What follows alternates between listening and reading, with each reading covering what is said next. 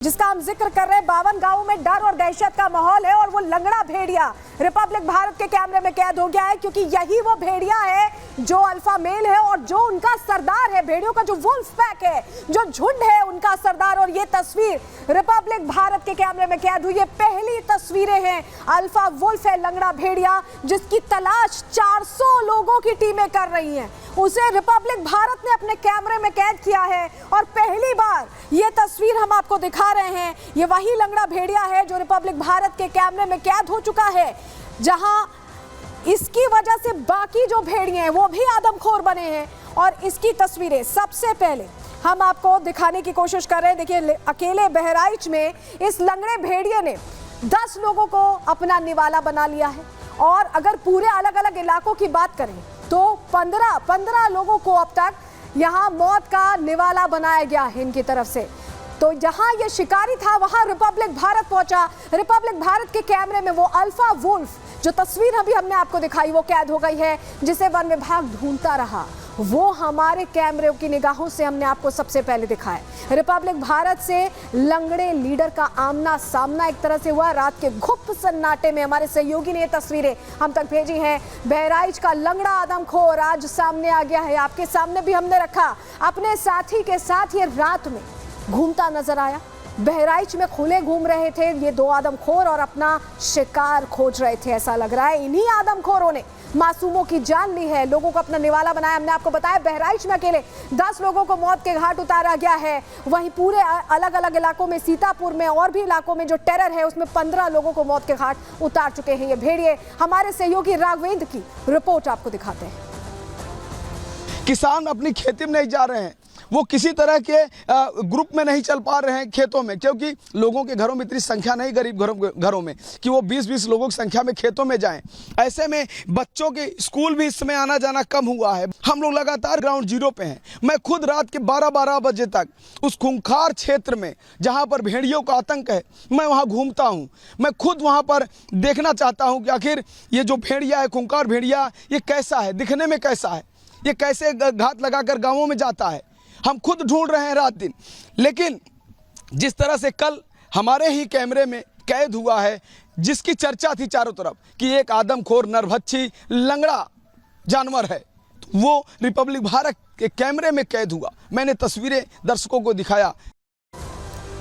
तो डर के साए में रह रहे हैं लोग, रात रात भर पहरा दे रहे हैं और उन्होंने अब नया तरीका निकाला है खुद की रक्षा करने का। जी हाँ, बहराइच के गांव में आज भी सैकड़ों कच्चे मकान हैं, क्योंकि गांव का इलाका है, खेत है, खलिहान है। ऐसे में कच्चे मकानों में वहां लोग रहते हैं और कई घरों में आज भी दरवाजे नहीं लगे, चिक लग जाती है, एक पर्दा लग जाता है और उसी के सारे लोग रहते हैं। और इन्हीं पर्दों और चिक को हटाकर ये भेड़िया अंदर घुस जाता है। जिन घरों में दरवाजे नहीं थे वहीं भेड़ियों का हमला हुआ है। लोगों ने ये महसूस किया कि दरवाजे ना होने की वजह से ये हमले तेज हो रहे हैं। घरों में से बच्चों को ये आदमखोर उठा ले गए थे। बहुत से ऐसे प्रकरण सामने आए जहां बच्चों को ही विशेष तौर पर टारगेट किया गया। सॉफ्ट टारगेट बच्चे ही हैं इन आदमखोर भेड़ियों के। ऐसे में वन मंत्री ने भी घरों में दरवाजा लगाने के निर्देश दिए थे। लगातार वन मंत्री लोगों के बीच पहुंच रहे हैं, दौरा कर रहे हैं। उनकी तरफ से भी ये कहा गया था कि आप घरों में दरवाजे लगाएं ताकि आप सुरक्षित रह सकें।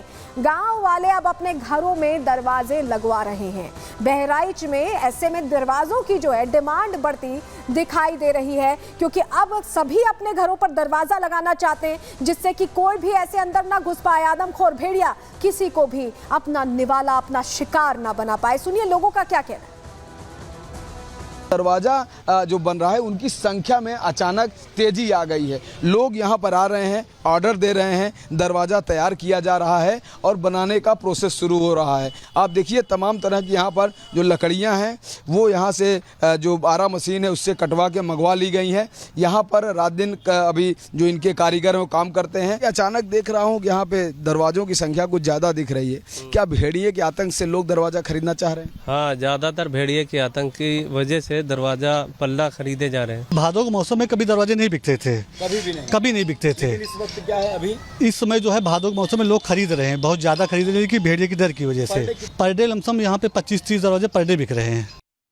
तो देखा आपने, दरवाजों की डिमांड बढ़ गई और लोग दरवाजे खरीद कर अपने घरों को सुरक्षित करना चाहते हैं, लेकिन लगातार बैठकों का दौर भी चल रहा है, मीटिंग्स चल रही हैं। ये तय किया जा रहा है कि कैसे जल्द से जल्द इन पर नकेल कसी जा सके, इन्हें पकड़ा जा सके। तस्वीर आपको दिखा रहे हैं, ये देखिए, आदमखोरों को पकड़ने के लिए एक बड़े स्तर पर हाई लेवल मीटिंग हुई है। तस्वीरें आपको सबसे पहले दिखा रहे हैं, बहराइच में ही ये बैठक हुई है, क्योंकि ये समझना बहुत जरूरी है कि खामियां कहाँ हैं, गलतियां कहाँ हैं, और इन्हें पकड़ना बहुत जरूरी है। ऐसे में फाइनल प्लान अब तैयार किया जा रहा है इस बैठक के जरिए, और इसमें वन मंत्री भी मौजूद हैं। और आपको बताएं कि एक और कैबिनेट मंत्री हैं जो यहाँ बहराइच में इस वक्त कैंप कर रहे हैं, क्योंकि बहुत जरूरी है कि रणनीति पक्की हो, रणनीति पर काम हो, और झुंड के सरदार को, बल्कि पूरे झुंड को अब पकड़ा जाए और इन्हें पूरी तरह से खत्म किया जाए। इस पर एक्शन प्लान तैयार हो रहा है, और खौफ कैसे खत्म हो, डर कैसे खत्म हो, इसको लेकर लगातार चर्चा हो रही है। एक बड़े स्तर पर चर्चा हुई है, एक बड़े स्तर पर चर्चा हुई है, तस्वीर हमने आपको दिखाई, लेकिन क्या फाइनल प्लान इस चर्चा के बाद तैयार हुआ है,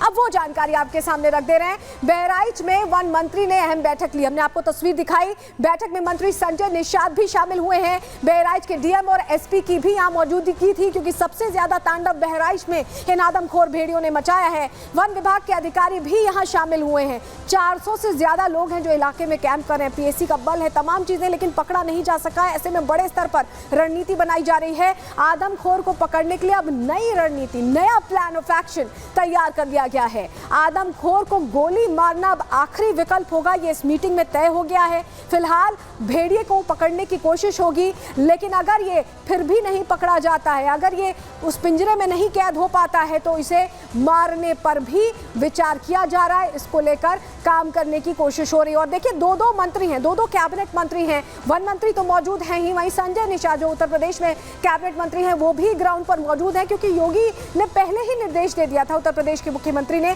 कि अब कोई कोताही नहीं होनी चाहिए। मौके पर पहुंचिए, मौके पर रहिए और एक्शन कीजिए। सुनिए।